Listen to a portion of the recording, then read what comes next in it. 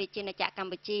ព្រឹត្តិការណ៍នេះត្រូវបានរៀបចំឡើងមានរយៈពេលចាប់ពីថ្ងៃទី25ខែកុម្ភៈនិងមានបន្តរហូតដល់ខែមេសាដែលមានបង្ហាញជូននៅការប្រកួតសរុបមានចំនួន38ការប្រកួតមិនតែប៉ុណ្ណោះព្រឹត្តិការណ៍នៃរដូវកាលប្រកួតនេះបានរៀបចំឡើងក្រោមការឧបត្ថម្ភរបស់សហព័ន្ធខ្មែរកីឡាបេស្បល CBAF